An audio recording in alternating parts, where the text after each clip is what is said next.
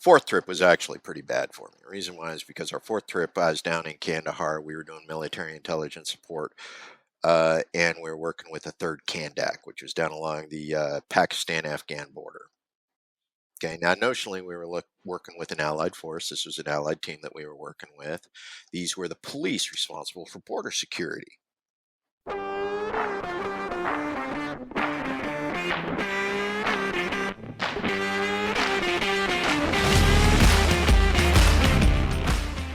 Welcome to How I Embraced the Suck, a podcast where you get to hear from veterans what life in the military is really like. I am your host, Walt, and before we start, you should know that I do not censor the show in any way. You have been warned.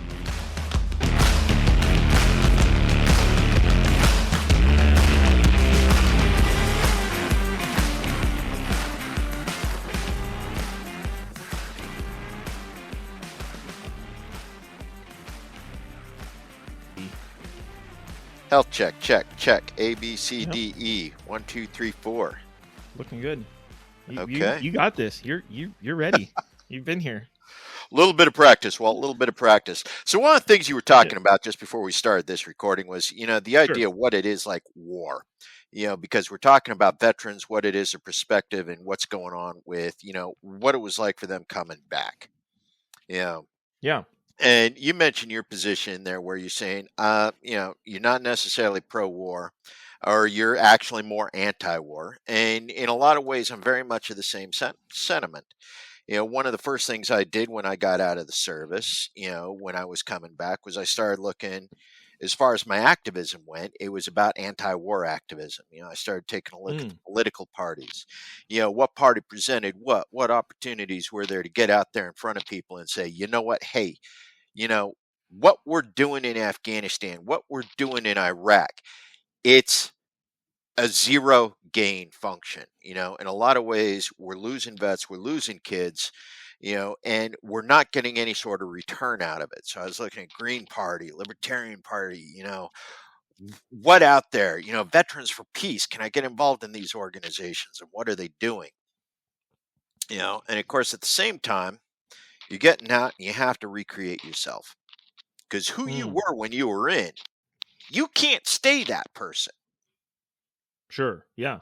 More than any, you can't stay that person. You went in, you did things. There were things, and you need to be able to leave those things in the past. You need to be able to be something different. So you go through the recreation process, trying to figure out who you are, redefine who you are as a civilian, as a veteran. And that was one of my big things when I got out. I got out straight into, GI Bill. Went in, started filing all the paperwork, getting the education, trying to get that degree that I never actually chased down while I was in the military, and trying to define that way who I was as a professional while still being able to be an activist. And you start to figure out where you're going and what it is you want to do, who you want to be in Second Life. Right. And so for me, that was an awful lot of what it was like getting out and basically embracing the suck, because it's like, I know getting out, I'm not who I want to be. Now that I'm out, I have an opportunity to recreate myself, reimagine myself, do that self-aware care that I really never had the opportunity to do in the military, because while I was in the Army, it was always about the mission. If you weren't downrange doing the mission, you were recovering from the mission, or you were preparing for the mission, but you always knew you were headed back downrange, because, let's face it, we were never going to finish that mission. Right. Yeah. Yeah. Huh. Yeah. So, I know you got questions, Walt. I know you got questions. So what are you thinking about? Oh, yeah. No. I appreciate it. Thanks for coming on. That's a good intro. Every episode's a little different, so that's great. I appreciate it. That's good, man. That's good. Yeah. Today we have Joe, who, as you heard, used to be in the military. So there we go. And now we're into it. What's kind of your like nutshell story for being in the military? Like when, why, etc. Well, I joined back in '94. Cold War, everything was peaceful, everything was relatively stable, got in. And this was post Somalia. So it's like I was looking at the Black Hawk Down, propaganda going, ooh, 10th Mountain in Somalia. Right. Let's go be hard like the Rangers and, 10th Mountain and, go out and do all those great things for the greater glory of God and country. And, thinking about what that would represent in everything. And it's like I got in and, you know, I actually joined up on an unassigned ranger contract. You know, uh, Mm. is like you think, well, Ranger Infantry. Well, no, I actually joined up as a fire support specialist. 13 Fox in Second Ranger Battalion, Charlie Company, Second Ranger Battalion, 75th Ranger Regiment, based out of Fort Lewis, and started way back then. And it's like you do a quick trip down to Haiti, get your little Armed Forces Expeditionary Medal, and Mm. then you do something stupid and you get broke, and the unit looks at you and says, "Yeah, you're never going to make Ranger School like that, so we're going to kick you down the road." It's like, well, shit. Oh Um, man. so then I went down the road because, there was an infantry regiment down the road, there was a field artillery unit, and I go down the road and, spend a couple years there, and I think, you know what? Okay. We did the leg land, Fort Lewis. I think it's time for a reclass. Let's do something different. Hmm. We're not going to be combat arms. So, what's a skill that I'll be able to take out of the military, after spending time in it? Yeah. Well, for starters, that's a crock of shit. There is no skill that translates into civilian. 88 Mike, maybe. Except Mm. then you never get your trucker's license while you're in. So even though you know how to drive truck, you still got to get out and you still got to get your CDL and you still got to go through Swift driving school and Sure.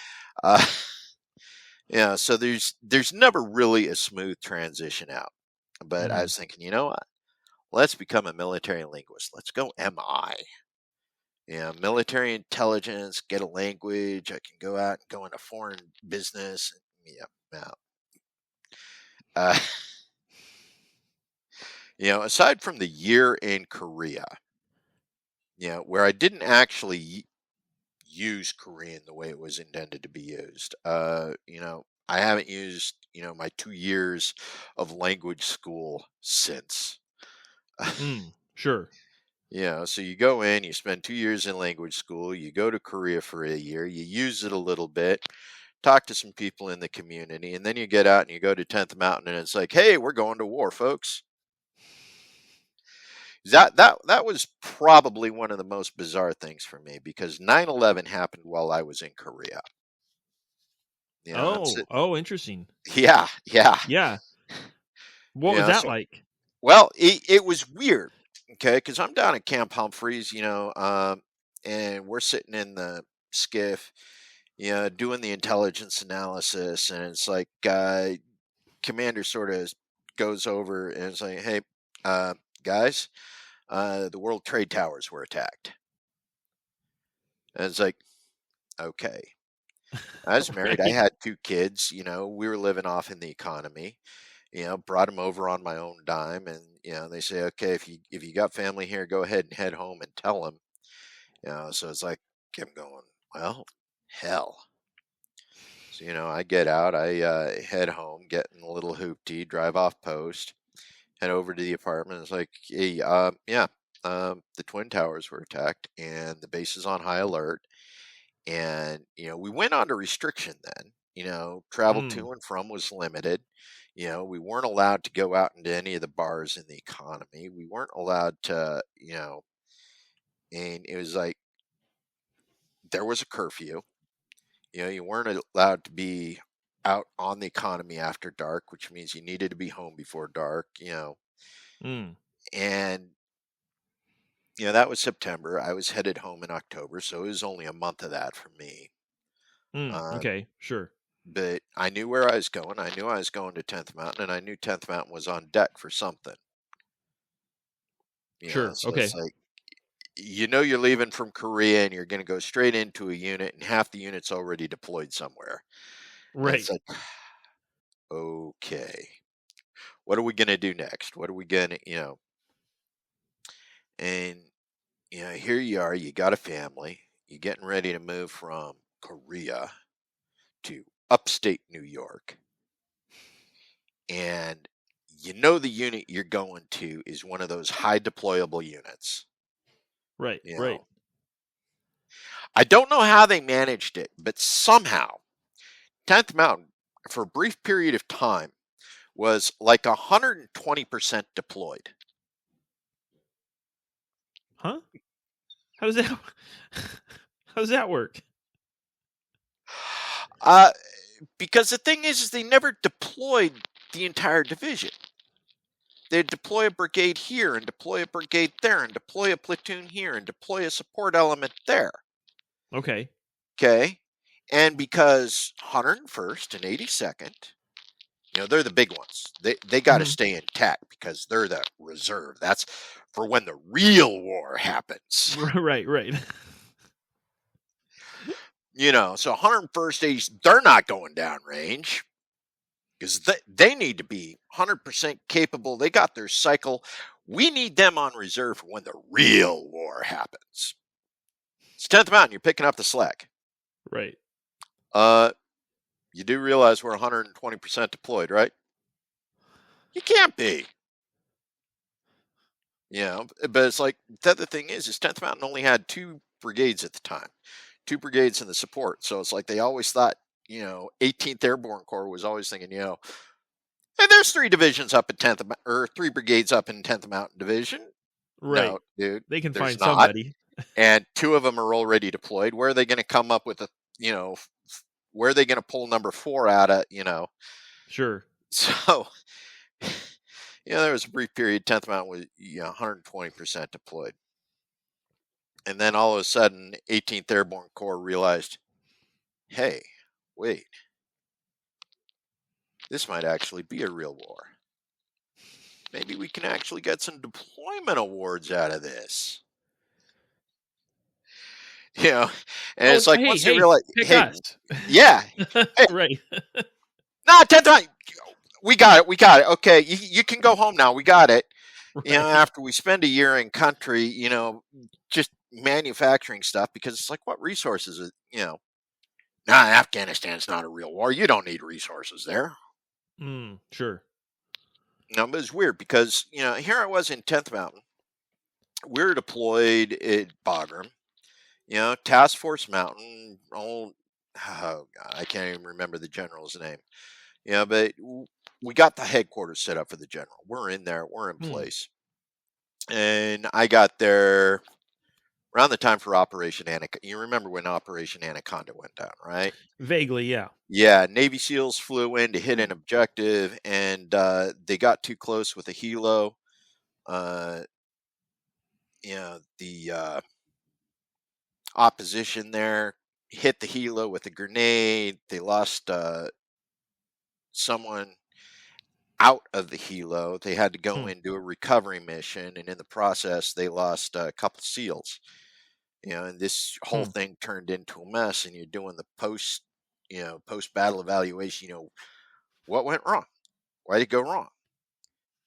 But at the same time, we're also looking, it's 2001, early 2002. We're looking at the terrain. We're looking at what's going on, and we're going, hey, CENTCOM.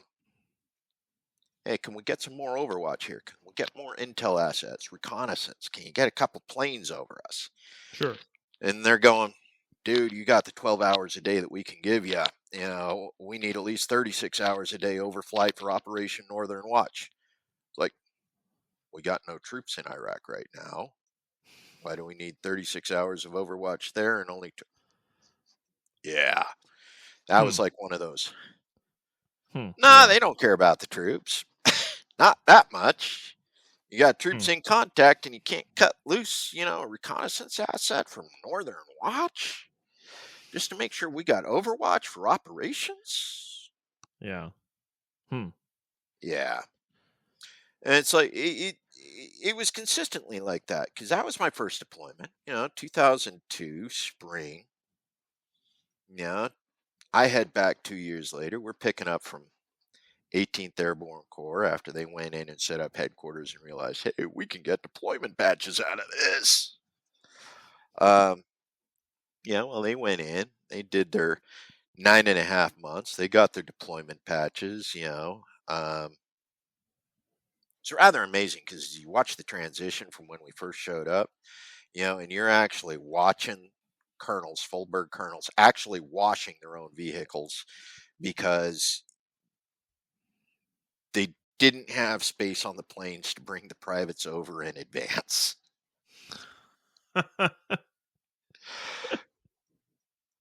Colonel needs his deployment award. The colonel needs his deployment award, so he doesn't have staff to wash his own car. Sure. Yeah. Turnabout's fair play. Yeah. Okay. But that's one of those things you start realizing none of this makes sense. We're fighting a war, but we're not fighting a war. We're Sure. dealing with attrition. People are getting killed, but we're not approaching this like a conflict. We're Sure. not Yeah. doing the proper security measures in order to make sure that the troops we send over come home safe. It's like part of me during the first two deployments was like, okay, it's the mission. I'm here. I'm going to do my job. That's somebody else's job. I'm going to let somebody else worry about that. But by the time I hit mission 4, my fourth deployment over there, I'm looking and go, yeah, this is my job. And the people I'm advising aren't taking my advice on certain security measures. And it's like, dude, what am I doing, man? What am I doing? And you start taking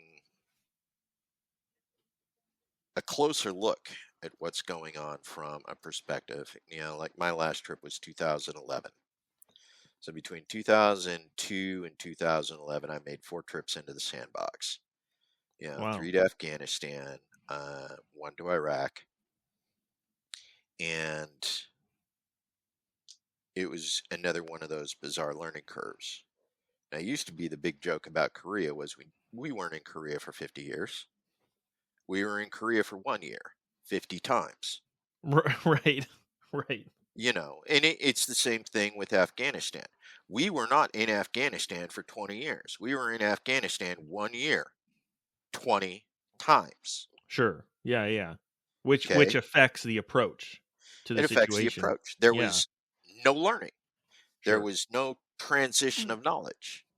Now the advantage with Korea was you transitioned people. It was the same unit. You moved people through. Sure. Okay. Some of them were there for 2 years, but most of them were just there for a year because that was the Korea rotation. But your people in Korea were able to acquire the knowledge just in time to leave. And Sure. when it came to Afghanistan, it was an entire unit. Okay. Oh, okay. So in Korea, there would be overlap between people, you're saying. Right. So there would be okay. a certain amount of information exchange that would work. Okay. Sure. Now in Afghanistan, it was a unit replacing a unit. Okay. That unit was going to go in and they were going to sit in place of another unit for an entire year. So your only information exchange is in the handoff, the 2-3 week handoff period. And it's like 90% of the time, what you had was the new command coming in. You guys didn't do shit. We know what we're doing. So they weren't prepared to take on any of that knowledge exchange. They weren't prepared to learn what was learned. So the lessons learned never transferred because the new team knew what they were doing. There was a major on staff that understood what he was there for. So you had that problem. It was a year-long JRTC, you know, and this is one of the things I noticed during like my second trip there. Okay. You were going into JRTC with the understanding that you were going to be there for a year, and you absolutely were not going to get that POSEX halfway through to evaluate what you were doing right and what you were doing wrong. Mm-hmm. Okay. At no time during that year, while that unit was doing their Afghan rotation, did anybody really sit down and go, are we doing this right? What are we doing right? What are we doing wrong? What do we need to change? Sure. Kind of assess the situation. Yeah, there was no assessment. It's like they went in, they knew what they were doing on day one, or at least they thought they did. Mm-hmm. And then they did what they were doing on day one for 365 days until they came home. So there wasn't even a learning curve for the unit. You didn't see a real improvement in performance throughout the entire time there. So we were there. We did a full-scale invasion. Not once. We did a full-scale invasion of Afghanistan 20 times. Yeah, I hadn't thought of it that way. That's a good point. And we were there 20 times, 1 year at a time. It's like by number 4, and this was a realization I had been coming to. I understood it the first trip. I understood it the second trip. By third trip, it's like, can we get any sort of continuity? Can we get any kind of learning? By trip 4, it was like, yeah, no, these guys aren't learning. Nobody's learning.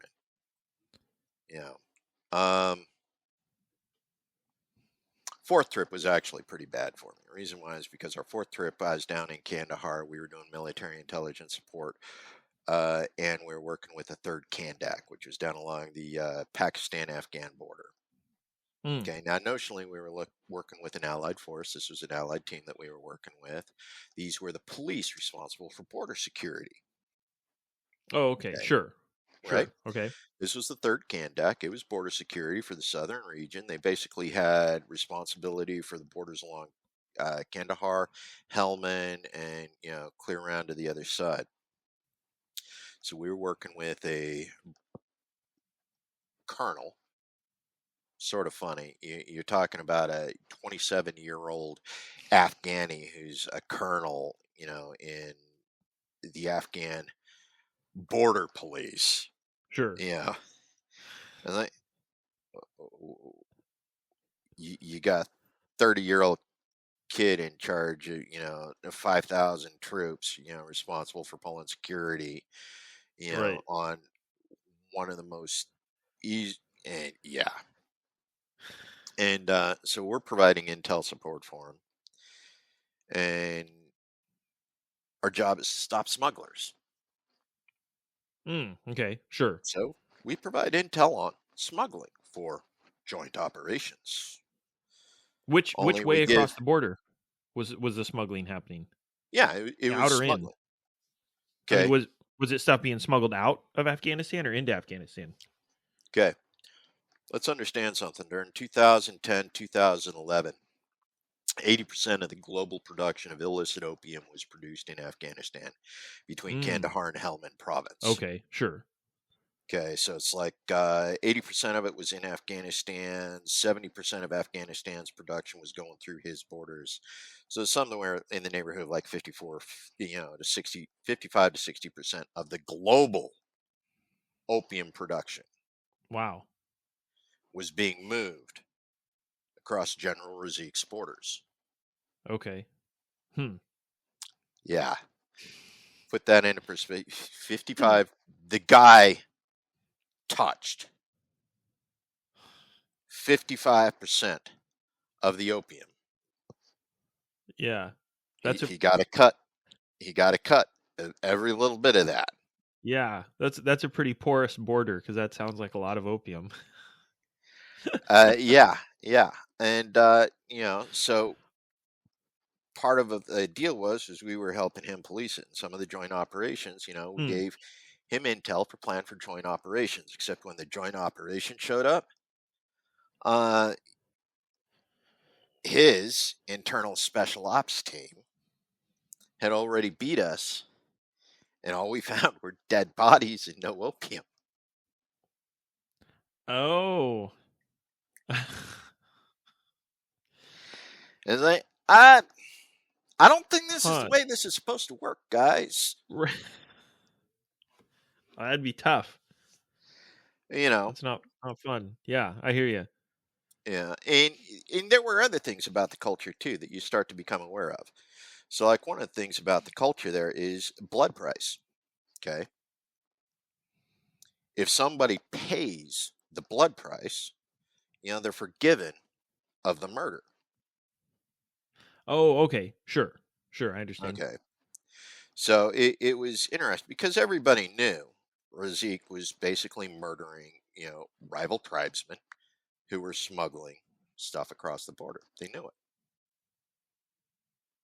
The irony was, is we were providing him intel so he could go in and do that. With that, he would kill them, steal the opium, sell the opium himself, and then for a mere portion of what he is able to recoup from the sale of the opium he stole, he Mm, paid off the blood price, sure. I see what you're saying. So therefore absolving himself of the murders that made him richer.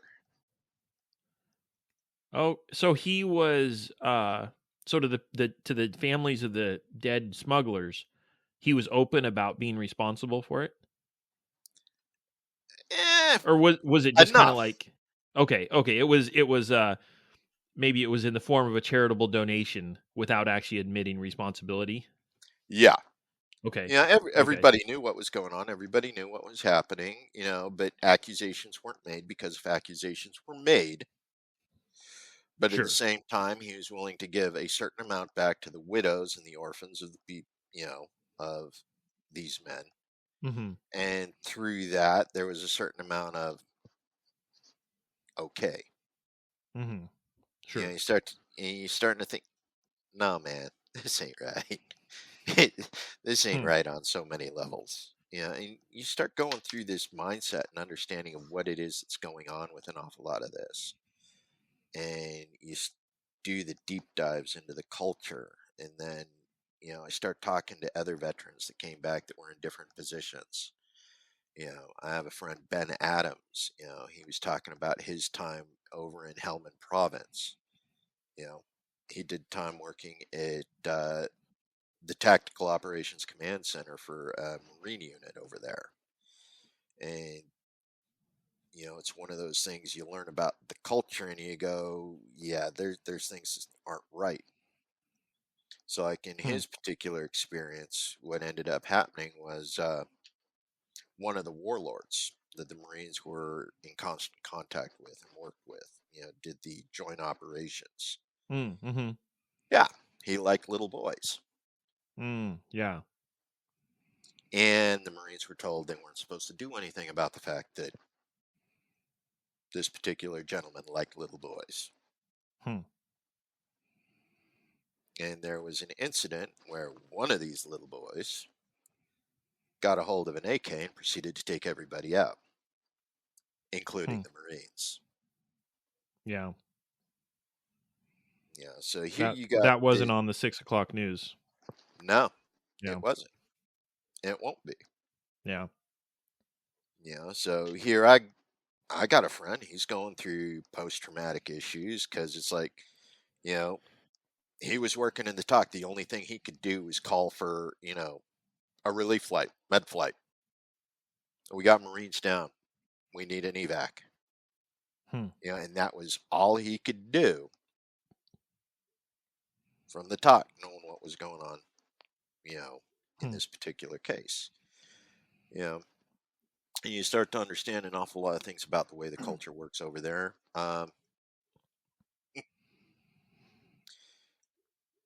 So during my first trip over there, one of the things that we was it the first? No, it was the second. Okay, the second trip over there. we'd started setting up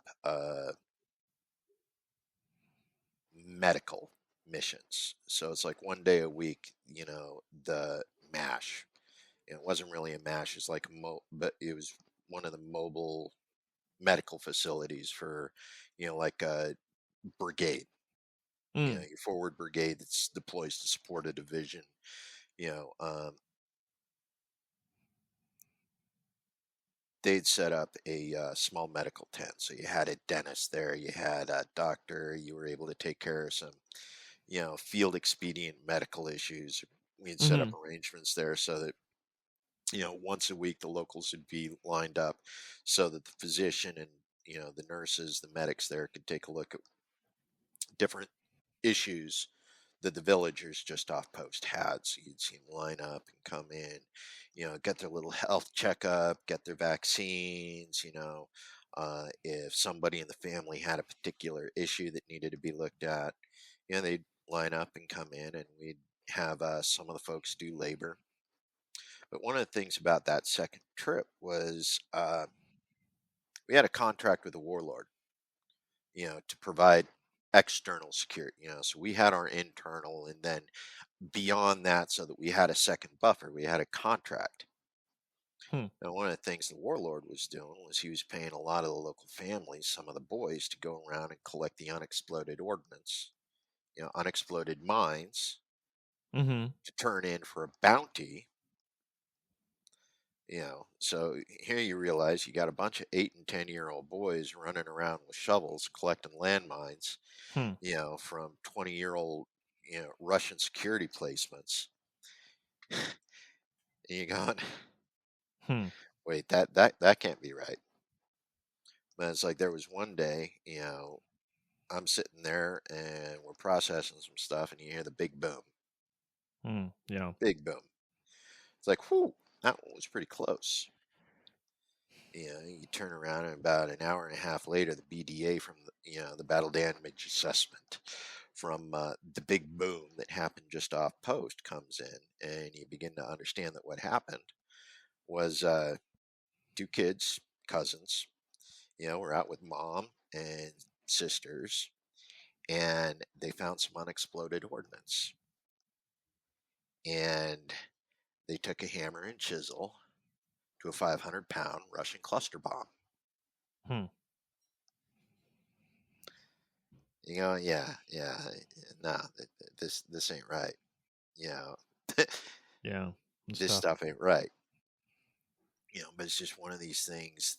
The respect for life that we like to think we have as Americans, Hmm. Yeah. it just doesn't exist because they don't have the luxury in a lot of those cases, that we enjoy here. You know, the understanding that, no, man, we should be able to live to be 70. You know, dying at dying before 30 shouldn't be the expectation. Yeah. Hmm. So it's like you start to acquire all of these things, all of the events, one at a time. And you try and figure out where you're going to come back from that. What is it you're presenting? What can you do? Understanding that you just spent 15, 20 years in the service and weren't able to change anything. You weren't. You weren't. The institutional inertia of the United States military. Hmm. Units don't change. No matter who comes in, no matter who leads, at the end of the day, the unit's going to behave effectively the same way. The behavior is going to be effectively the same. Some leaders may create a high spot for a brief period of time, Hmm. but then it goes Mhm. right back into this institutional inertia and the path that the unit has always followed. Sometimes you get better ones, sometimes you'll get worse ones, but it's the institutional inertia that you get in military units. You know, Sure. you Yeah. take somebody, yeah, you take somebody from Fort Bliss and dump them in Fort Bragg. Doesn't matter what they learned at Bliss. They're going to learn how to do it the Bragg way. Like someone from 10th Mountain. Doesn't Mm-hmm. matter what they learned at 10th Mountain. They're going to show up at Bragg and they're going to do it the Bragg way.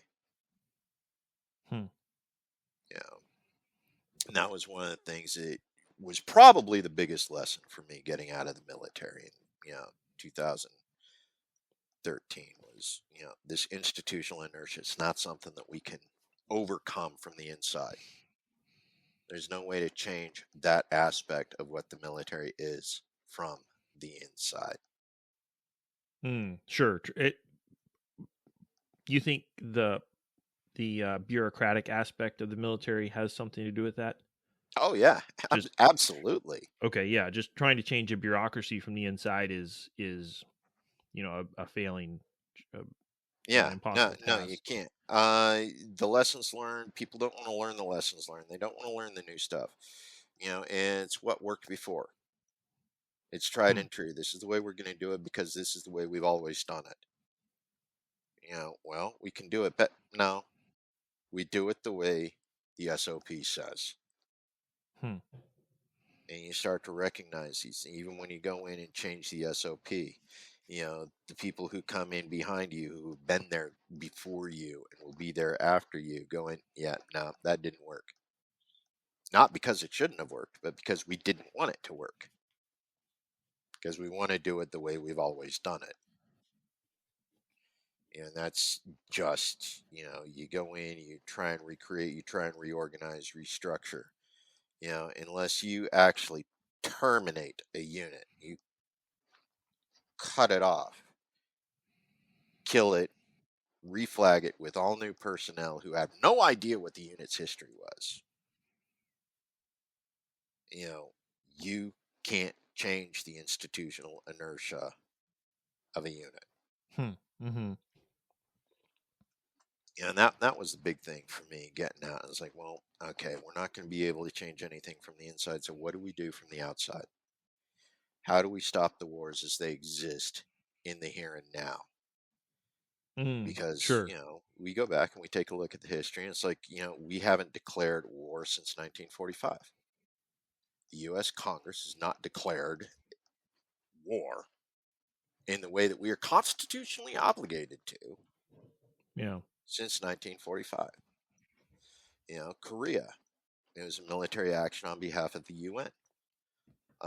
We take a look, Vietnam, again, military action. It wasn't a declaration of war.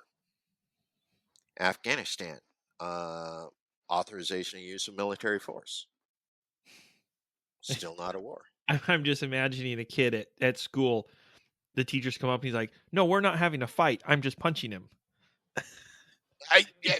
that's what it was. That's literally what we were doing. Right. Right. Was it? No, this isn't a war, man. This is just an authorization to use of military force. I'm just going to walk in and punch him. But Right. because I'm not declaring a war, you can't, find me guilty of war crimes or any of the rest. You just have to accept that I punched him. Hmm.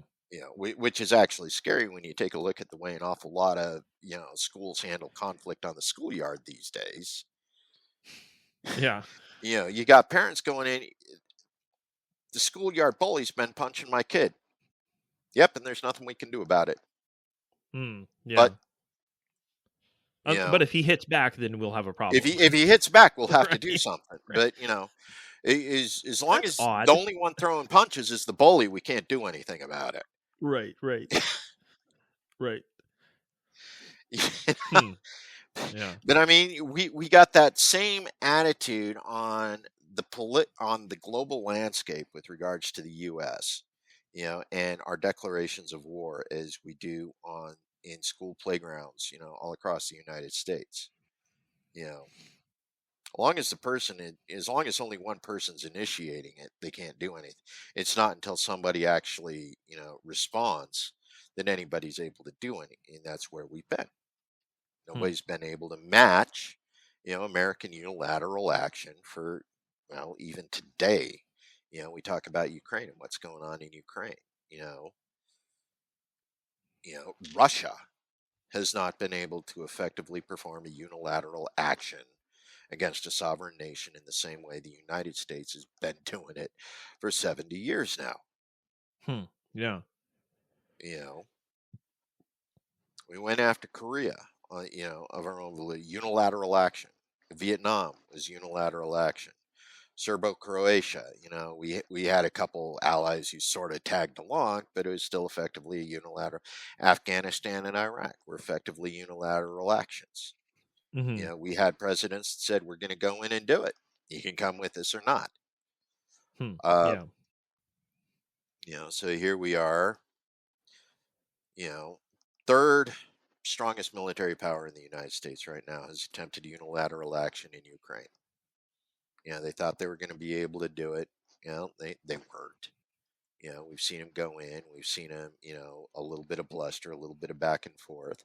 But at the end of the day, what we've done to Afghanistan, what we did in Serbo-Croatia, what we did in Iraq, nobody's been able to replicate that level of effectiveness unilaterally, is the empire.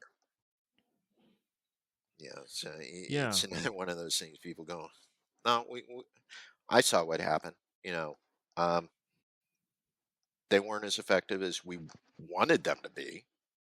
That's actually the scary thing, is we all wanted Russia to be more effective at going in because it would have justified our Oh, okay. intervention. Sure. I see what you're saying. We would have been able to take a more personal and involvement in what was going, but it's like, and they're not in a position to justify us going in because what we've been able to arm the Ukrainians with has been able to hold off the worst of what Russia's been able to give. Sure. Like the threshold of risk to Ukraine has not been met for us to Right. actually go in our. Sure. Yeah. That makes sense. Yeah. And I know there's people who've been wanting it. They've been saying, it's time to put U.S. troops on the ground. It's like, no, there's nothing there to justify U.S. troops on the ground. There's no reason for us to go in and do that. 2014 was, when the coup for, God, yeah, the Oh, Donbass region and I don't. what's the Yeah, name of the I island? don't remember the details, but there was some kind of coup in Ukraine. You're talking about. Yeah.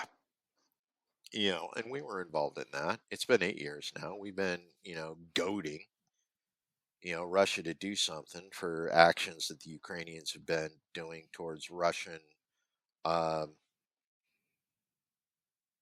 ethnic Russians inside Ukrainian controlled territory. We've Mm-hmm. been goading the Russians to go in, for 8 years. We've supported the Ukraine, cutting off the water supply to the island community in the south that had separated in 2014. We've continued to support militia shelling of ethnic Russians on the eastern, on the Ukrainian east. And Mm-hmm. it's like all this time we've Sure. been saying, Russia, do something. Russia, do something. And when Russia did something, it was like, oh, yeah, that's not enough to actually get us involved. Sure. Yeah. I Yeah, see what and you're it's saying. sort of embarrassing, but at the same time, it's like, no, seriously, Russia's involvement in Ukraine is our fault. Mm. Anybody who says different is lying to themselves. Russia's involvement in Ukraine is our fault. And that comes back to the whole anti-war stance on when it comes to, well, what are we allowing the military-industrial complex in the United States and the government to actually do with not only the resources that we send their way every year, you know, 50th year in a row where we've increased the military budget. Hmm. You know, we're closing in on an even billion a year here very soon. Every year $1 billion goes to the Department of Defense and military contracts and CIA in order to make sure that we stay in a perpetual state of war, whether that's the global war on terrorism, whether it's, the third Cold War against Russia and China, Hmm. some way that we consistently maintain the requirement for military overkill. $1 billion a year going into, killing strangers who haven't done anything to us, dropping bombs on kids who live in tents. And this is one of the things, so that's what brings me back to the whole anti-war effort. Who out there is fighting against the war? Who is actually trying to create, during this time of, Yuletide, who out there is actually working to create peace on Earth? Who's stepping up? Who's genuinely interested in peace on Earth, brotherly love, and all those things, that our founding documents said we were there to be about? Philadelphia, Pennsylvania, the Constitution, the Constitutional Convention, the city of brotherly love, that era where it was like, no, this is about creating an opportunity for peace, independent of the empire, independent of the drive, independent of the violence, independent of the war, where we can get away from all of that. Where are we now, and who is fighting that fight? And it's like you realize, it's not the Democrats. We have Biden. We had Obama for 8 years. They could have stopped the wars. We had Trump. Before with him, we had Bush. Bush had 8 years of his war. Never had an exit plan. We've gone through 4 administrations now. 4. We have sons who are walking the same ground in Iraq, that were. Before we actually withdrew from Afghanistan, we actually had sons that were walking on the same ground their fathers did. Yeah. We even got some of those feel-good stories about sons that were walking that ground with their fathers. Yeah. First Sergeant so-and-so and son so-and-so, met together, go, in Baghdad, and, it's, I don't know, but that's not the way this is supposed to work. I was there 20, here we are 20 years later, son and dad, probably the most time the kid ever spent with his dad, too. Yeah, could be. Yeah. But this is one of those, it's like, none of this makes, who's peace on Earth? What are we fighting for? And why does it seem so elusive? Why can't we get there? What's Veterans for Peace doing right now? You got a couple of people, Libertarian Party. You got Scott Horton. Sure. Yeah. He's an activist for but he's not a veteran. He's done the interviews, but does he have, the other thing I find funny is the non-veteran anti-war activists. How often have you met those? You are a baby killer. You can't know anything about how to stop wars. Yeah. Dude. That's got to be tough to hear. If anybody knows. Right. It's the people who were there. It was the people who actually saw what was happening. It's the people who actually did it who come back and go, yeah, that wasn't right. No. Yeah. to the non-veteran anti-war activists, it's an exercise in academia. It's a thought project. You know, they weren't doing battle damage assessment. They weren't talking to the kids on the ground. They weren't understanding the culture. They weren't involved in what was going on. You know, yeah, it's a place over there and we're doing bad things and I'm going to go get my latte. Hmm. And it's like, Yeah. you know, uh, yeah, you take a look at it and you're wondering why. Yeah, so, and of course, the other thing is, you know, those of us who come back and, yeah, we were changed by it. There were things about it. You look at people who experience different levels of stress, different levels of reaction, you know, post traumatic stress associated with being deployed for a year in a combat zone where people want you dead. Um, Hmm. you know, whether you were on the front line or whether you weren't, there's an understanding that, you know, it's a hostile environment. You know, you come back and what are you trying to do? How are you helping to fix the people who come back from that? You know, 2013, I get back and start getting involved in other things, you know, not just the anti-war activism, but, you know, how do we handle post-traumatic stress injuries, post-traumatic stress disorder, whatever you want to call it? You know, what are we doing to help veterans recover from that? You know, and then you start to understand the other things about things that went on while you were deployed. You know, 2008, you had the moral waivers come through because they had trouble, you know, filling slots downrange. And it's like next thing you know, the incidences of sexual assault and sexual violence within units goes up because, oh yeah, uh, they were giving recruits moral waivers for domestic violence and sexual assault. You know, and it's like, you Oh, know, they brought those habits with them when they went into the service. sure. Yeah, yeah. Co-ed units started having higher incident rates of military sexual trauma. Hmm. You know, units that didn't want to admit that it was happening in their unit, you know, were sweeping everything under the rug. You know, so here you Sure. got not just the trauma, the violence, living in a hostile work environment downrange. You also had not, and it wasn't just the women either, because men were victims of several of these sexual assaults as well.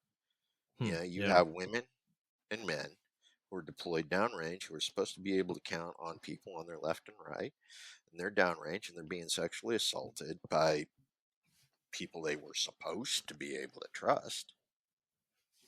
So now all of these people are coming back and they're trying to recover and understand what happened and what went wrong. And they're blaming themselves for allowing things to happen that never should have happened because it was never their responsibility. But they're still carrying with them all the symptoms of, you know, post traumatic stress. Hmm. Yeah. There's the anxiety, there's the hyper focus, the hyper awareness, you know, the fever dreams, the nightmares, you know, the things that wake you up when something goes bump in the middle of the night and you don't understand what it was. You know, and then you realize 90% of the treatments the VA is allowed to give don't even work. So what are our options? You start taking, well, we've seen promising work with marijuana, THC. You know, we've Hmm. seen Yeah. promising work on post-traumatic stress injury recovery and healing with psilocybin, yeah, MDMA. And you're going, and every one of those is illegal in 70% of the states across the United States.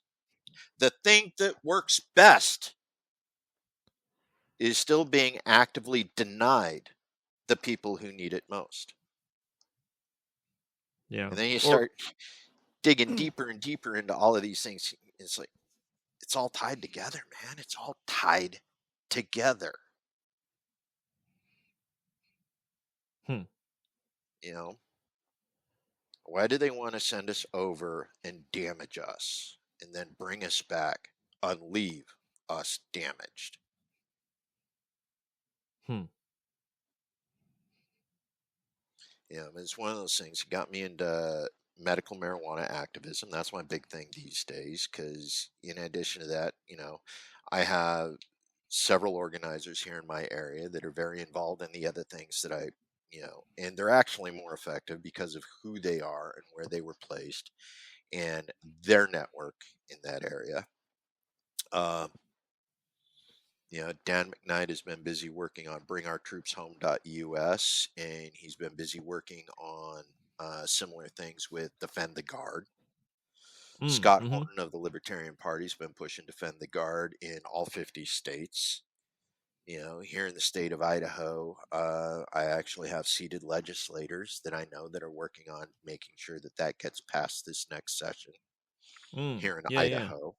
Yeah. Uh, so I got people talking, Defend the Guard. Can we stop sending National Guardsmen to fill federal billets in deployments on wars that don't exist? Yeah, that You seems know, like such a logical, or well, I guess logical and also just easy to support. It seems like it'd be easy for a legislator to support that, with the whole well, you would um think, yeah. you'd think, Yeah. Hmm. except then you start getting into the whole contract of things. What's really going on with this? Okay. Idaho actually receives a significant amount of money from the Department of Defense. Reason why is because we have a National Guard training facility out here. We got Air Force bombing range. We got the National Guard training facility. National Guard units pay to come in. We get paid to support. We got a couple Sure. contract organizations, that pay local role players to play OP4. When the National Guard units come in to do the training out here. From other states, you're We saying? Well, a lot of states. In Sure. addition to Like that, we got another state. Yeah, sorry. yeah, Wyoming, California, Texas National Guard come up Sure. here and use our training area. Our Air National Guard facility,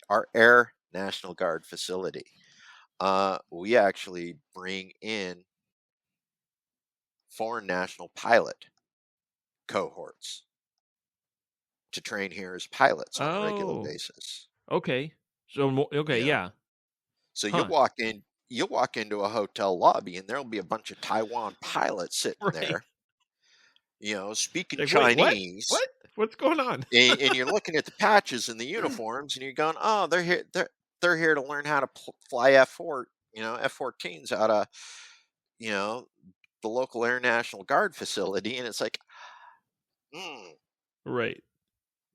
And it's like we've reached that point where it's like Idaho enjoys so much money coming into Mm. the state from DOD by supporting these operations. Sure. That if Sure. we were to say we're not going to send National Guard troops to support an undeclared war, DOD can simply say, okay, we'll send all that money somewhere else. Sure. It's not it wouldn't necessarily be part of the same bill, but one would quite quickly follow the other Oh, as a yeah. punishment. Yeah, Oh, that makes yeah. sense. It's Huh. like, okay, Idaho doesn't want to play. We can find someone who does. Sure. So we've had a little bit of resistance on Defend the Guard bill for being one of the first states to actually introduce it into our legislature. Some of the other states have had a little bit more luck with it. You know, uh, like we had to be among one of the first two or three to actually present it, to our state legislature to say, hey, unless Sure. U.S. Congress actually actively declares war in the way that Congress is supposed to, we aren't going to allow National Guardsmen who join to be local militia to be here to defend Idaho, to take care of Idaho in the event of a national emergency or even in a state of emergency. Mm-hmm. These people joined the Guard. They didn't join to go to Afghanistan for a year. Hmm. 1 weekend a month, 2 weeks a year.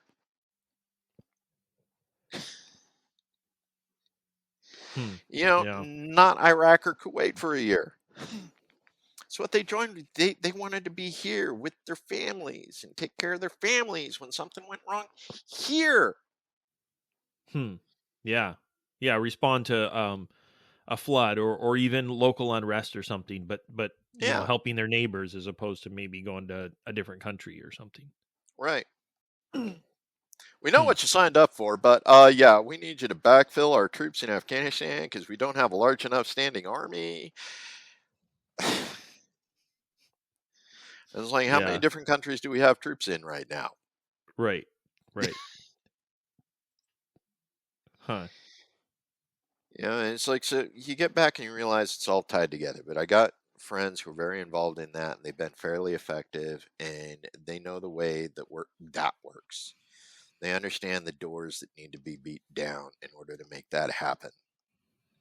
And it's like right now, I'm on the front line with medical marijuana activism because in the state of Idaho, the only way we are ever going to get access to medical marijuana for post traumatic stress injuries for veterans that are coming back from Afghanistan or Iraq or anywhere else is via ballot initiative.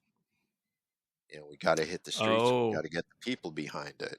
sure. Sure. It's You it's know, it's too risky of a topic for the legislature to bring it up themselves.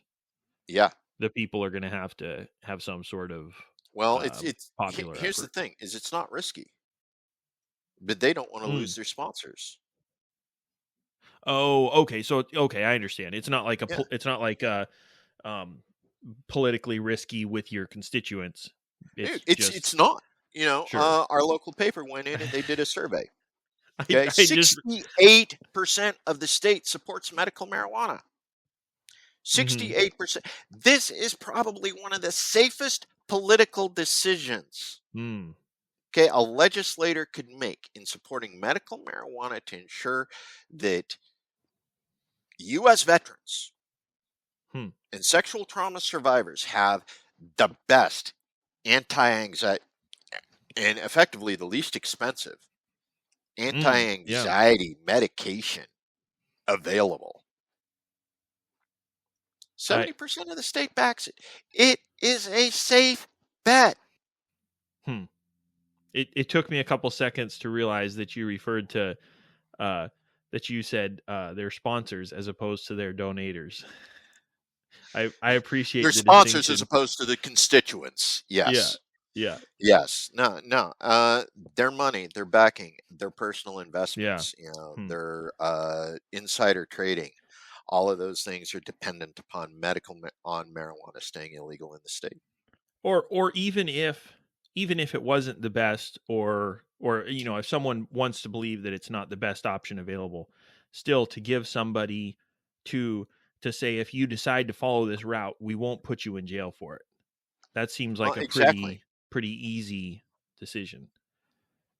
It is, you know, Hmm. like I said, 70% of the state supports it. Medical marijuana, legalize it, you know, make sure it's available to the, you know, veterans, make sure it's available to trauma Hmm. survivors, make sure it's available to the people who want to at least try that as a medical option, Mm. as a Sure. relief for the symptoms and the other things that are going on in their lives that allows them to reintegrate back into the community, reintegrate back into society, and become a functioning member of the community again. Hmm. You know, I talk to people all the time. You know, it relieves my anxiety enough that I can function in my community. It relieves my anxiety enough so that I can leave the house, so that I can Hmm. go to work and do a job that I can do, you know, Hmm. where chemical dependency won't cause a problem. You know, they want to be part of the community. They want to be part of the economy. They want to be involved in building and creating in their communities. And for whatever reason, you know, we won't take the steps to legalize what works for them.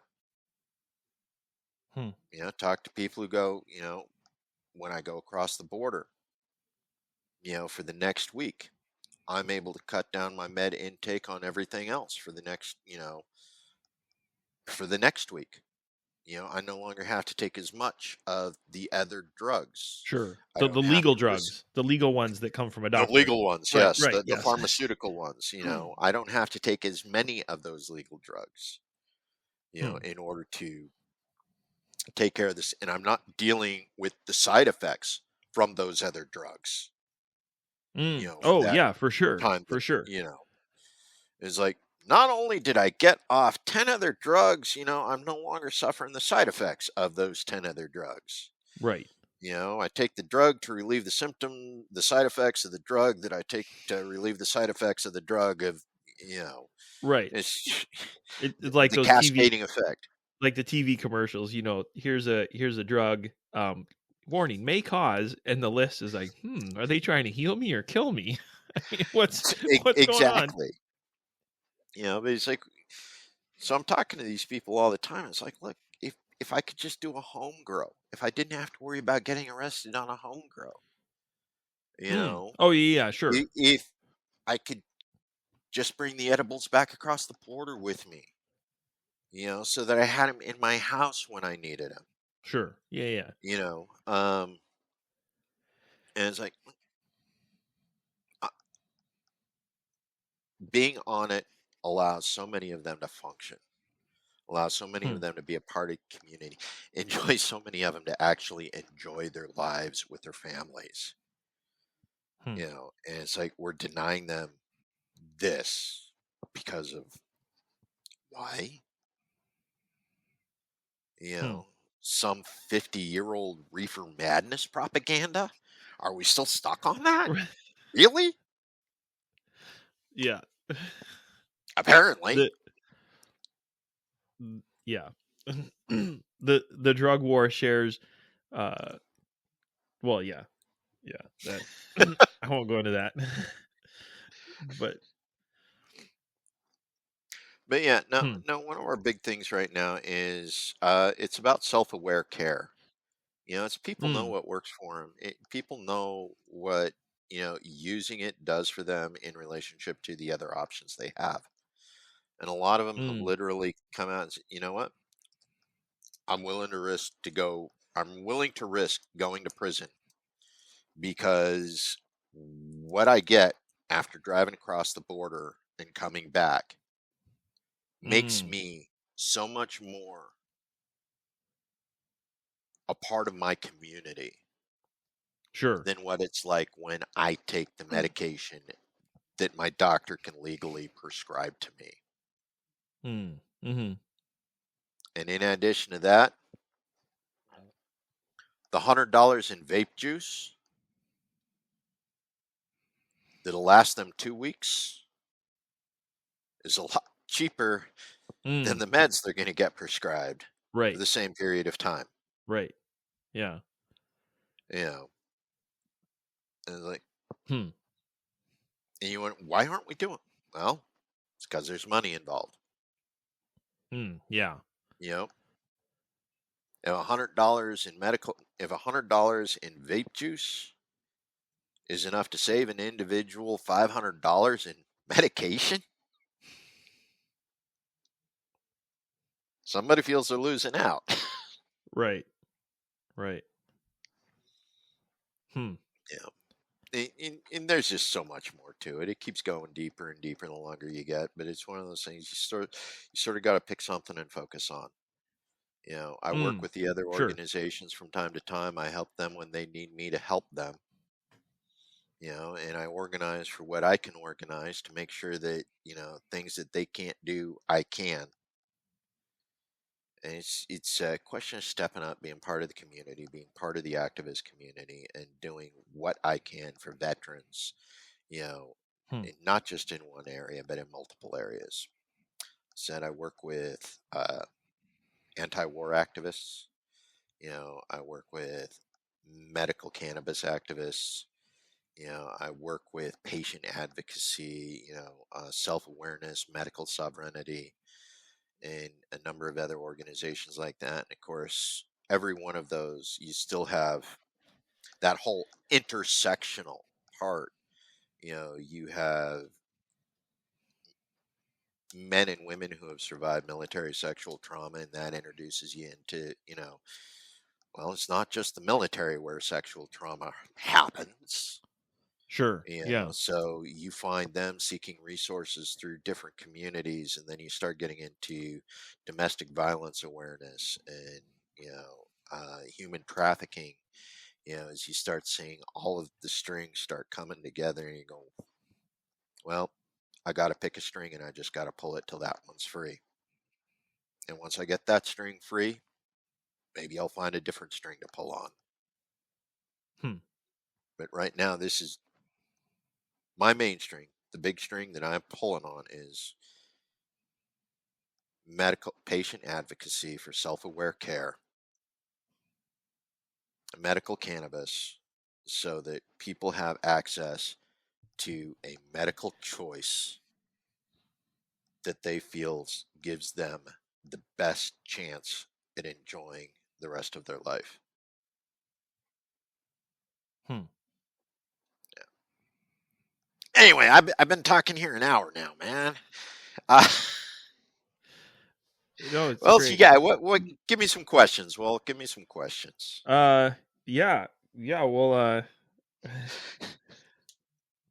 let's see. I made a few notes here. I don't know. They seem a little unimportant now. I was one thing I was curious about. You deployed multiple times because you were talking about the lack of continuity, from one unit to another. Right. But you went, over 10 years, you went 4 times or whatever. When you deployed, was it with the same unit or even if was it with the same? I should say, was there a substantial amount of guys who would redeploy together with the same group of guys that they had before? And did that at all help with any kind of obviously there'd be some personal continuity. Okay. In my case, no, there wasn't. I can't say that I had a lot of continuity. Your mic, as far as commanders, your mic bumped or something. It sounds. Oh, sorry. Oh, there we go. Oh, that's perfect. Okay. Perfect. Yeah. Much better. No, I can't say that there was a lot of continuity as far as going over with the same group, same people, same peers. I can't even say, that I had 2 of the same people make more than one, do more than 2 deployments, with Okay. me.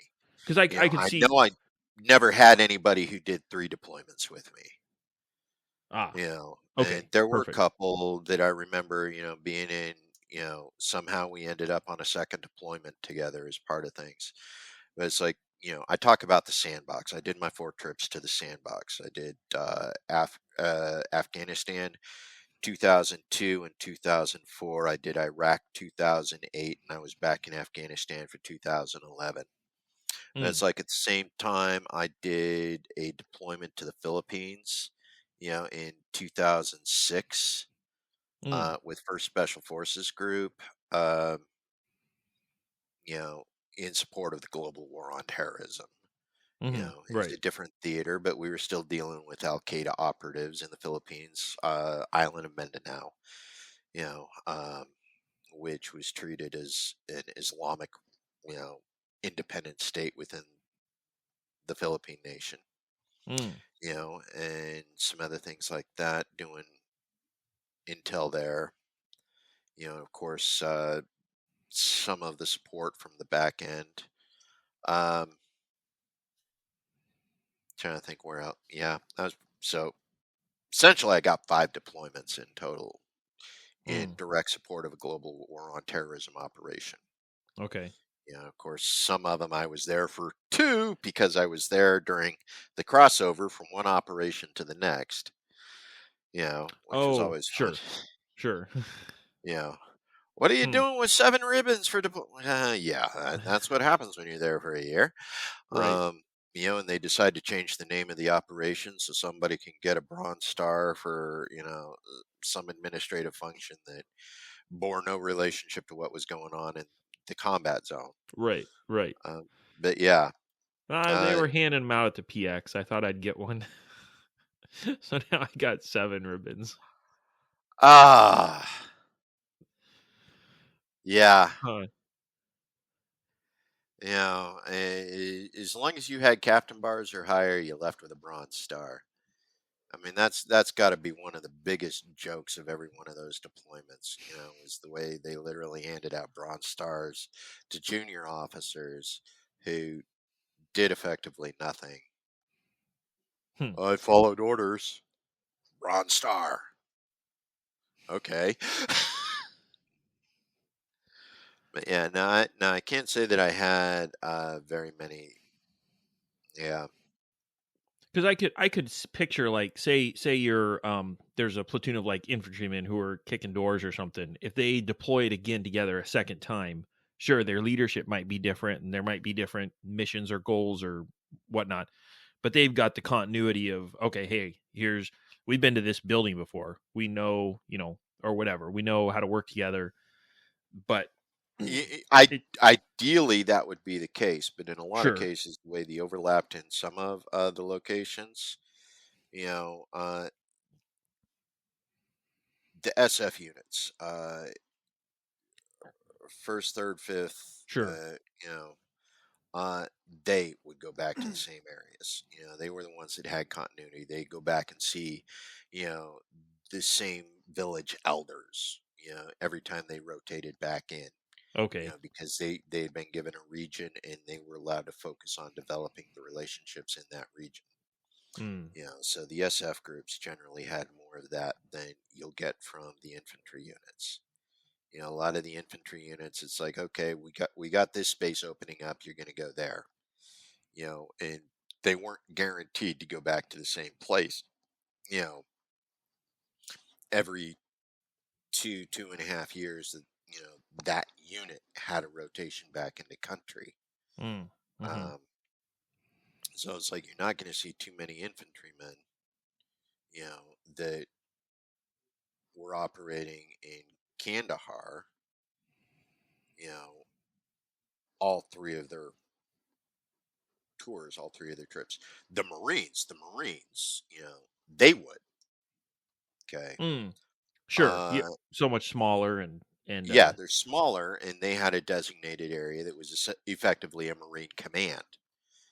So the Marine command basically owned this area, and the Marines would say, okay, this is our area, and we're going to keep sending the same people back, so that we got a degree of continuity. hmm But as far as the army units, honestly, I think most of the time is like, here's a hole you can plug. sure. Yeah. Hmm. Yeah, but that's one of the reasons why I'm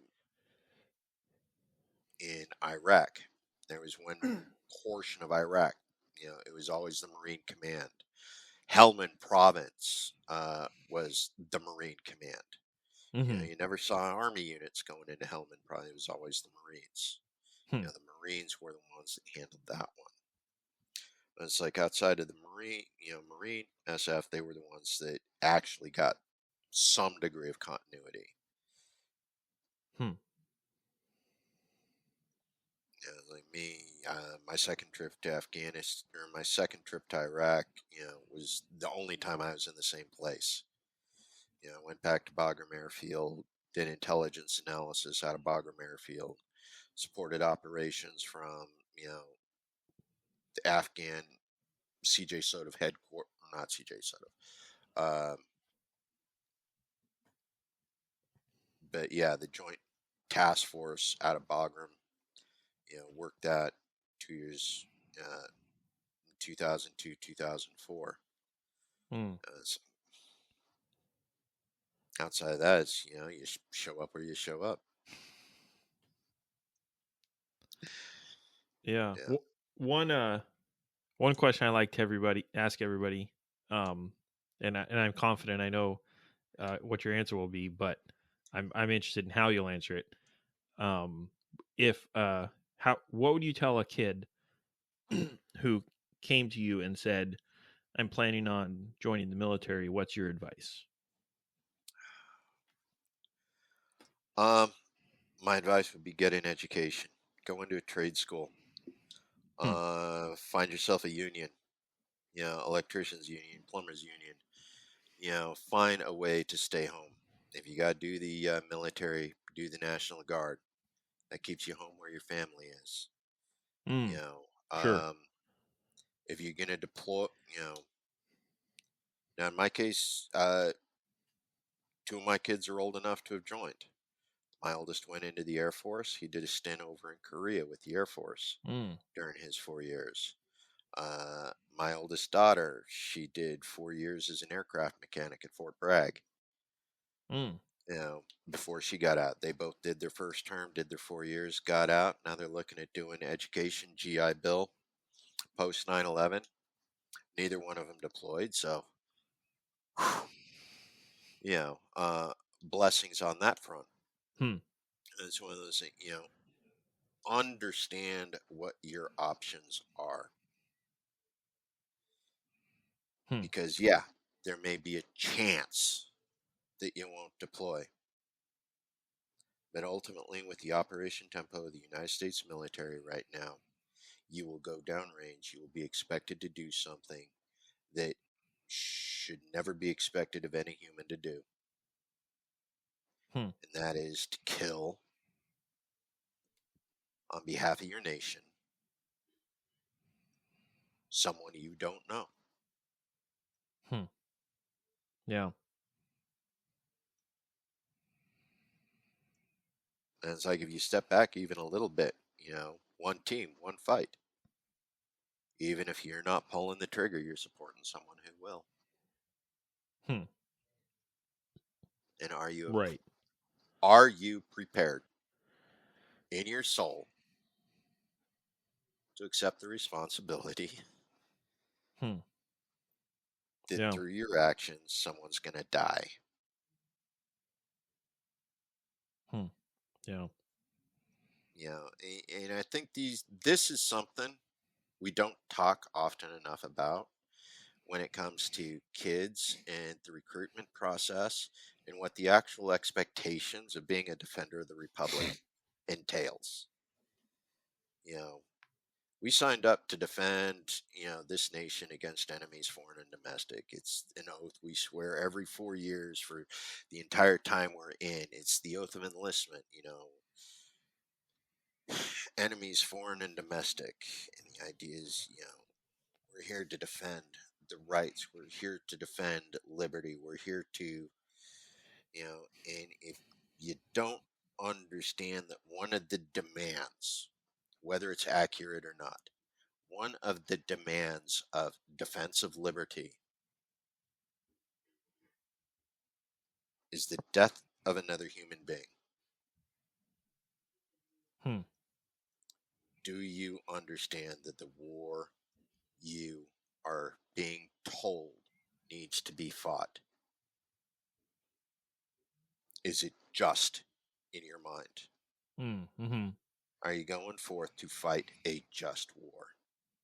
And in the event while you are downrange, if you come to understand that the war you are fighting is not just, Hmm. are you prepared to accept the responsibility for the role you played in it? Hmm. Yeah. Now I realize for an awful lot of 17, 18, 19-year-old kids, that's Right. deep, man. I'm not sure I'm prepared for that level of responsibility. I just need to get out of home. Right. Right. A very okay boomer response is what I Oh would yeah, that anticipate. and that's it. And honestly, coming out from that, I wouldn't expect anything else. It's like, okay, boomer, whatever. Hmm. I'm gonna get 3 hots in a cot for the next 4 years. I don't care, Hmm. and I don't have to listen to my mama tell me I'm a low life dirtbag.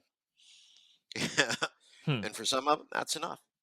You know, some of them, that's all they want. They just want to get away from home. You know, Hmm. and I don't blame them. You know, for an awful lot of people in America today, for an awful lot of kids in that 15 to 18-year-old age range, they're going, well, what can I do when I get out? What are my options when I leave high school? Hmm. Am I talented enough at sports to make it through college on a scholarship?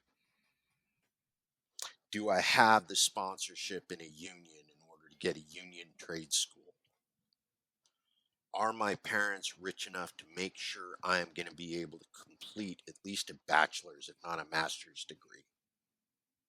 Sure. So that I can secure that middle management position for $45,000 a year.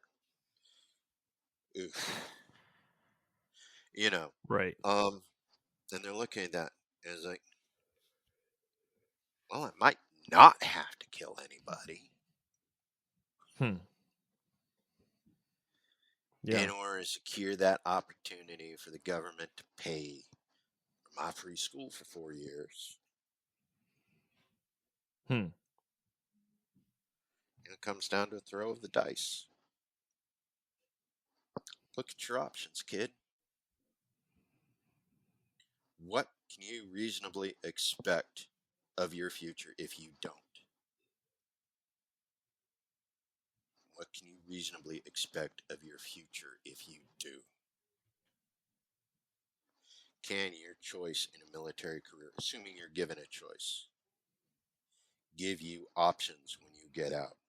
Are you resilient enough that whatever trauma you experience in the process, you can overcome once you get out and become that greater person that you feel is within your potential?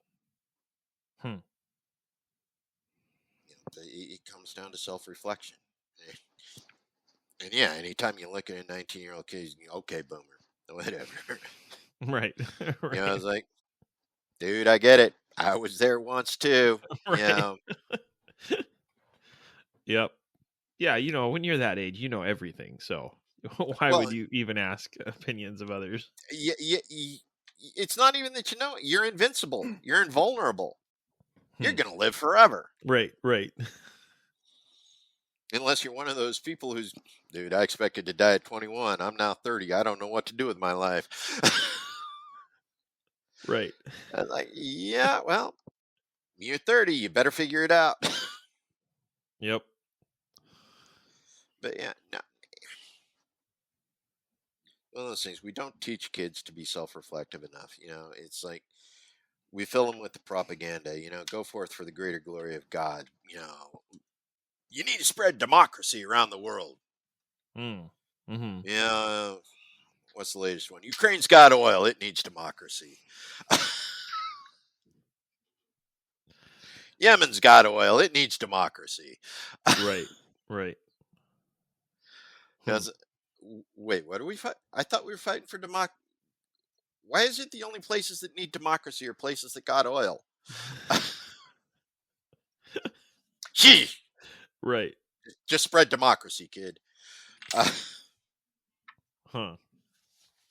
Yeah, I realize that's a little jaded. There are times and places where there is value to what the military does. Have we exercised that recently? I don't think so. I think we got too large of a standing army. And I think we got a bunch of politicians that think that because we got a large standing army, we need to use said large standing army. I think as long as we continue to support a military of the size we have, we will have people who are eager to send it forth and do what it was created to do. And that is break things and kill people. It's our job. The United States military was not created to build nations. The United States military was not created to police communities. The United States military was created to break things and kill people. And anybody who says we're going to be used for anything else is lying to themselves and everybody else within earshot. Yeah. That's what we do. We break things and we kill people. And drink.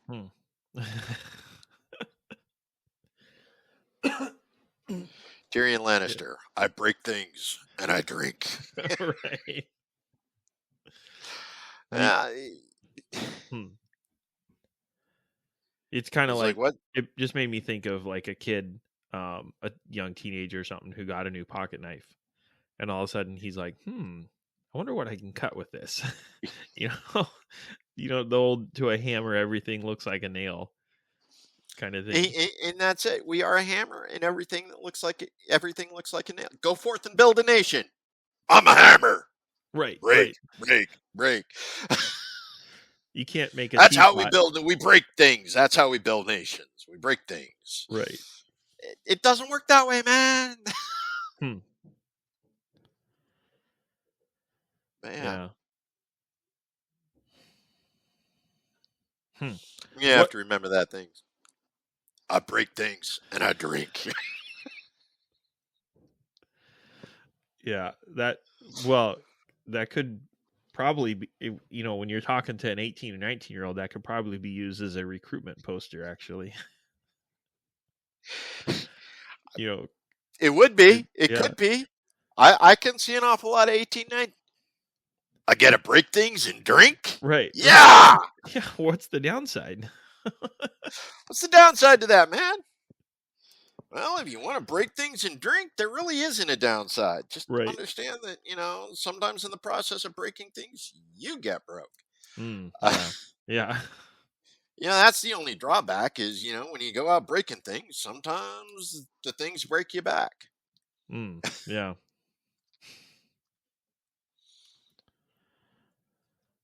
You don't walk into every street fight and expect to be able to come out of it unscathed. It's the same thing when you go downrange.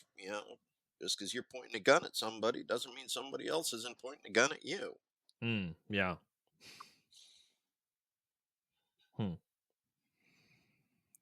What you thinking there, Walt? I see the motor spinning. I see the smoke. Yeah. No, I'm just mulling it over. It's I appreciate everybody's time. Whenever someone comes on, I just appreciate hearing their story and their viewpoint, and means a lot. Well, I'm glad I was able to join you tonight, Walt. Yeah. It's this is one of those things. This is one of my therapies. It's being able to talk, being able to have these conversations, being able to understand, you know, not just my personal take, but every so often I actually get a look into my own feelings about the things I did, about where I was and where I am and where I'm going, and it actually allows me to look back and, as the name of the show goes, embrace the suck. Right.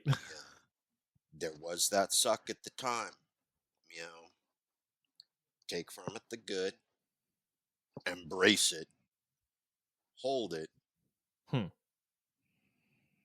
and then you're able to move on and build better and stronger things from the lessons you've learned. You Hmm. know, just because it sucked one time doesn't mean it has to stay sucky. Yeah. Right. Right.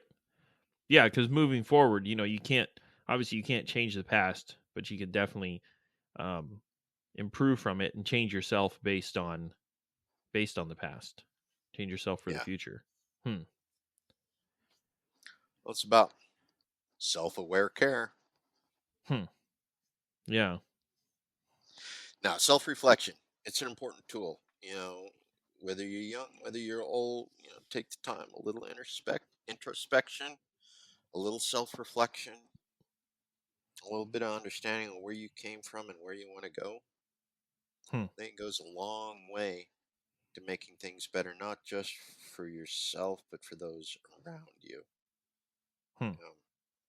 Because at the end of the day, no man is an island, no woman is an island. We are part of a community, and it is important as a community to stand up and support those who have sacrificed. They may no longer conform to what we expect of them. They may have found a diversion in their life that makes them something different than what the community's expectations are.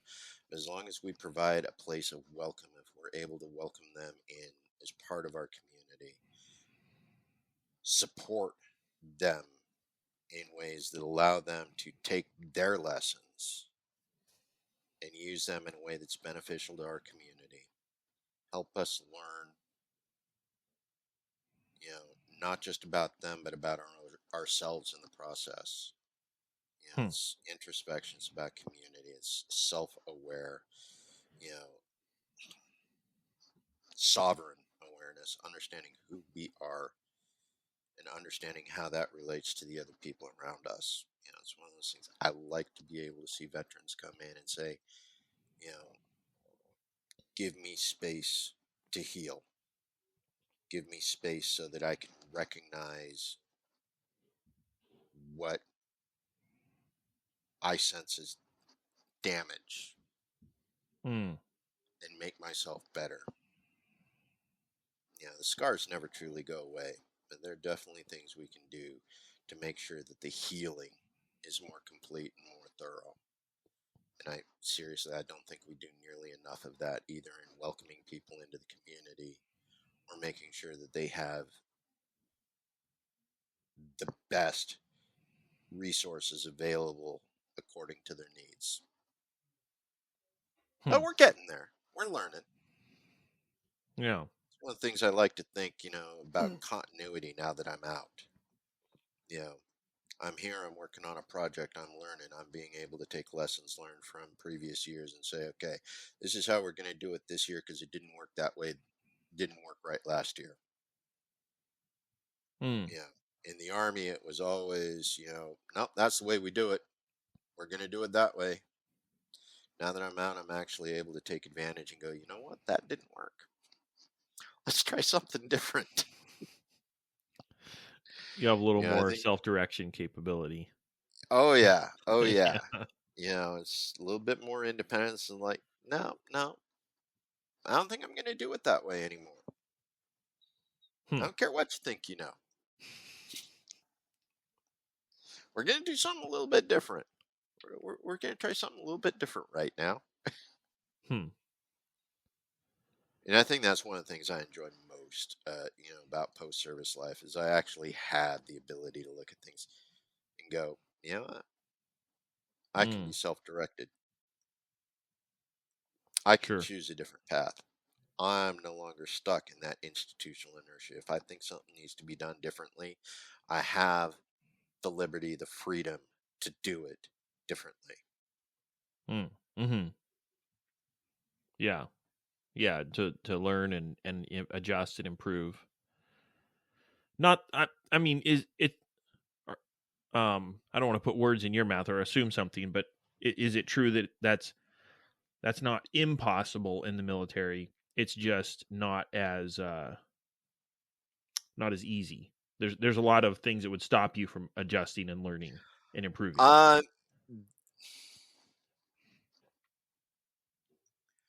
I think the term in the military is it is strongly advised you don't pursue that particular lane of self improvement. Okay, okay. Sure. Army don't like rebels. You know, there's only so many times you can ask for forgiveness before they lock you down and insist you ask for permission first. Right.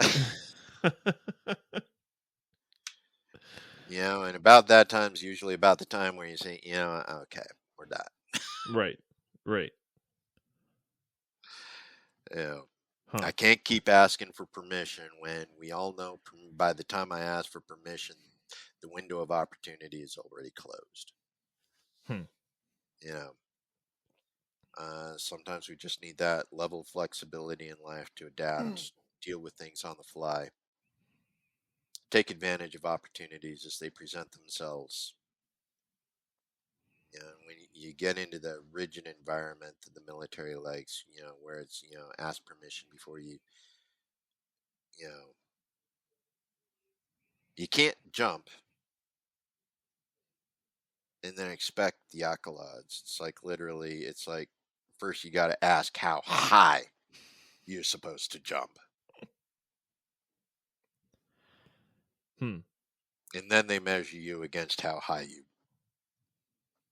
close you were able to meet their goal that they set for you. Mm-hmm. It's not like I jumped. Do I get a reward for jump? No, you jumped. We didn't tell you to jump, and you jumped. No, no. But yeah, I think Hmm. that's one of the big things is, when everything's based on the fact that you got to ask how high you're supposed to jump before you're allowed to jump, you start getting into that realm of diminishing returns because it's like you're no longer proactive, you're no longer looking out for yourself, you're no longer paying attention. It all turns into cover your ass.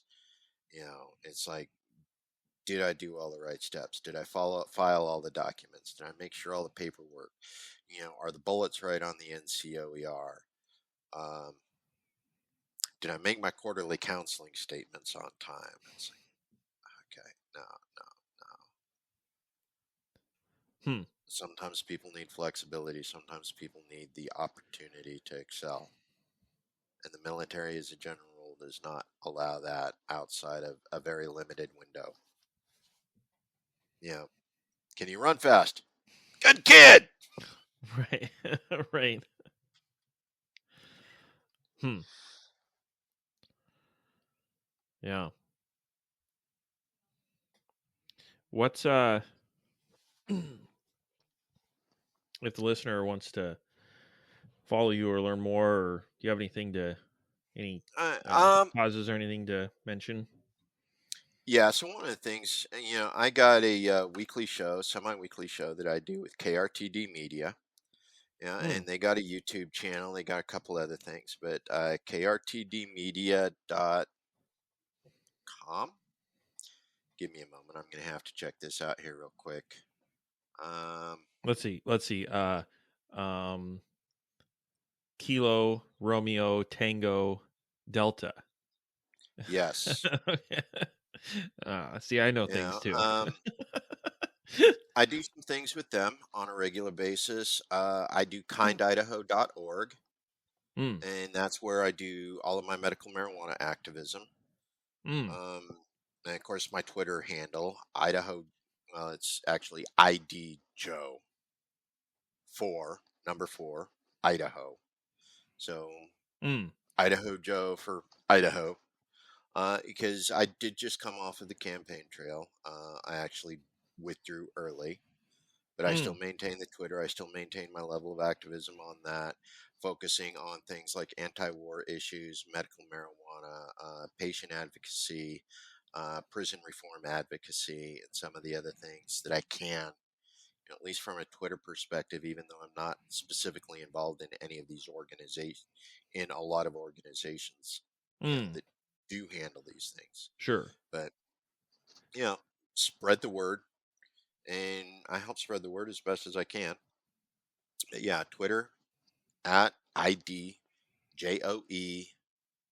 number 4 IDAHO. It's my Twitter handle. And yeah, Hmm. Yeah. thank you. Yeah, I really do appreciate the opportunity to talk with you today, Walt. Great conversation. I do realize I dominated it a little bit. That's great. Uh, That's preferred. Yeah. but yeah, thank you for giving me the opportunity. Looking forward to when this actually hits the podcast, um, being able to share it out. Yeah, make Yeah. sure you get me this once it goes out so that I can share it and let everybody know For what's sure. going on. Yeah. Because what you do, I mean, the value you add to this conversation, the value you add on what it is to be a veteran, what it Hmm. is to be part of, the military, and what it represents to be an anti-war veteran.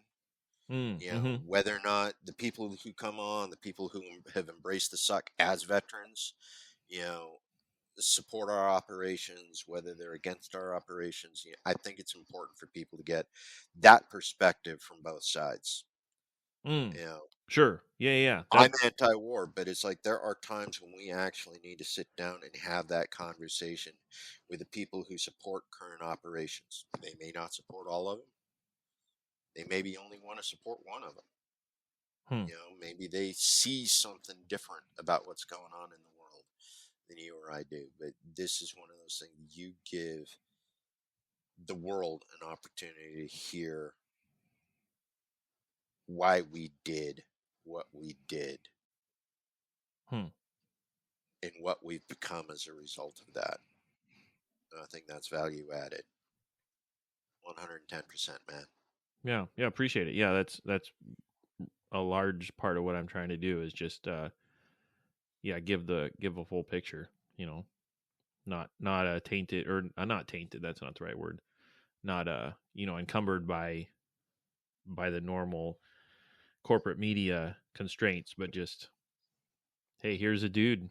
And and sometimes it's by the end the listener realizes, oh, this is a famous guy, this is someone I know of or have heard of or something. And then sometimes it's just a guy, and it's like, what, each person has a story, and if you don't want to listen, that's fine, but if you do, hey, here it is.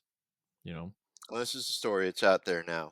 It's there for the world to find, and it's there for as long in perpetuity, as long as the podcast channel, Yep. as long as there's digital media out there, someone's going to be able to find this. Yep. Too bad. Hundreds of years from now. Hundreds of years from now. What was this? My great grandchild would go, dude, he was such a boomer. I was just thinking about that the other day, how I didn't have anything specific in mind, but if you think of events hundreds of years ago, right, or even 1,000, let's go wild, 1,000 years ago, there may be one or two or maybe three sources that talk about this event, right? That we have currently. But if digital information persists for another 1,000 years, holy cow, like historians they'll just be overwhelmed with the amount of data that they'll have at their fingertips. Oh yeah, it'll wild. be huge. Like right now, people are going back to letters that were written, from the front in World War II. Back to Betty Sue, in Kansas. Right. After the grandkids have found her stash of love letters from the guy who died that wasn't her husband. Right. And these are ending up in museums. And it's like, now we got all of this digital media of people from every stage.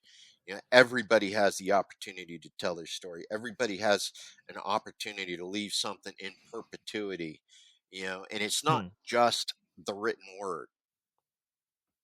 Right. This is a spoken word. This is a visual representation. This is you and I having a conversation. This is, I know you're not recording this, and that our visual representations aren't going into any of the production later, but this is still part of the media. Still part of the medium. There will be an anthropologist 1,000 years in the future who come back and say, wow, right, this is what the guys really thought. Look at what's happening with their face. Look at, the thoughts. Look at the way they think, their eye, the whole body language thing that goes on as part of the communication. They go, this, 100 years from now, 1,000, they'll be able to go back and talk about 2022. This is what people were thinking. This is what people were doing. Right. Yeah, I like to think of, this is somewhat quite pretentious, I realize, but I like part of my vision is I like to think of this as Foxfire, but for vets. And if the listener got that reference, you're probably old enough to. I didn't think that out, but anyways, the younger ones I'm sure did not get that reference. Oh well, it's been a while. It's been a while. Oh yeah, no, it's been uh, we're an hour 48 here, Walt. Yeah, yep. You have a good time tonight, man? Yeah, no, I genuinely, I did appreciate it. I tell everybody, I'm amazed when someone wants to come on. It means a lot. My primary enjoyment is just talking. When I release the show, great. When people listen to it, fantastic. But I just really enjoy talking and hearing stories and perspectives, and yeah, it's meaningful. Okay, so I got one. One of my favorite stories. This was my last trip to Afghanistan. Hmm. Yeah, I had a young specialist, and we were sitting in the tent one day, and she had decided, military intelligence, it's a co-ed unit, right? She had decided that one of the things she wanted to do while she was downrange was go on a diet. So we're downrange, we're in Afghanistan, and she orders all of this Jenny Craig stuff. She's got a big black plastic bag filled with all of her Jenny Craig stuff. And it's sitting there in the office, and the mice start getting into it. Oh no. Now, the thing is we're in the skiff, and in the skiff, there's certain things that we need there. Now, one day we see the mice running around the office, and we say, "Hey, especially the mouse, it's going after your food." So she starts chasing this mouse around the office, scurrying around, and she starts kicking at things, just kicking at random things that the mouse tries to hide behind. And I'm realizing what's going on, and she starts kicking one box. And I gotta go, specialist. Will you please stop kicking the box of grenades? Oh my goodness. Because we had a box of thermite grenades sitting in the corner right next to that big pile of servers with all of that classified information. Oh, right. Yeah, here she's kicking a box of stuff that's designed to melt. Engine blocks. Like, please stop kicking the grenades. But oh. I understand your emotions in this moment, but I should point out to you. Please stop kicking the grenade. That's probably not in anybody's best interest. Yeah. Okay. Well, with that, Walt, love your show. Love what you're doing with this. It's been great. Love the conversation. And you live long and prosper. Thank you for listening to this episode of How I Embraced the Suck. If you enjoyed the show, tell a friend. And as my Girl Scout den mother used to say, stay frosty.